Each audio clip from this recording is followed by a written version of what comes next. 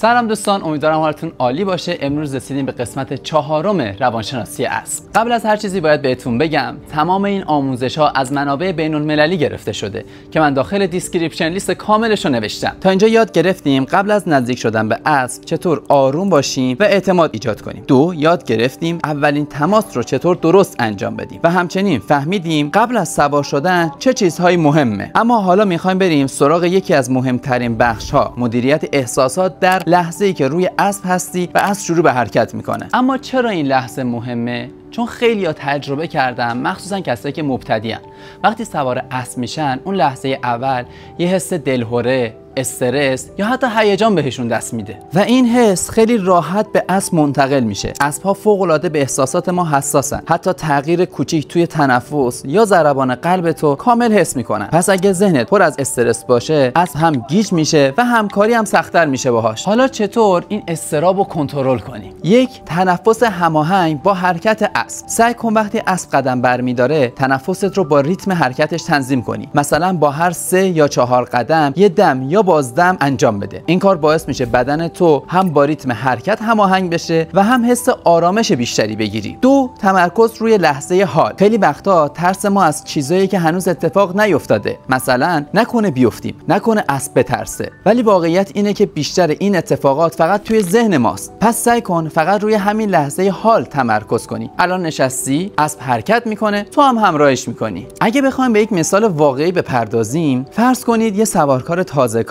وقتی اسب شروع میکنه به حرکت، ناخودآگاه پاهاشو سفت میکنه و نفسشو حبس میکنه. اسب فوراً متوجه میشه و فکر میکنه خطری در کاره، پس خودش هم بیقرار میشه. اما اگه همون لحظه اول یه دم عمیق بکشید و شونه هاتون رو آزاد کنید، اسب هم آرومتر میشه. حالا اگه بخوام یه تمرین ساده بهتون بگم، دفعه بعد که سوار اسب شدی فقط به 2 تا نکته توجه کن. 1. ریتم تنفست. 2. شل بودن شونه هات. همین 2 تا کار ساده میتونه تفاوت بزرگی توی سوارکاریت ایجاد کنه. و در آخر اگه بخوام جمع‌بندی کنم، در حین سوارکاری احساساتتو مستقیم روی اسب اثر میذاره. هرچی آرومتر و متمرکزتر باشی، ارتباط قوی‌تری با اسب ایجاد میکنی و سواریت هم لذت بخشتر میشه. اگر قسمت‌های قبلی رو ندیدی، حتما برو ببین تا این آموزش برات کاملتر بشه و یادت نره حتما ویدیو رو لایک کنی و کانال رو سابسکرایب کنی.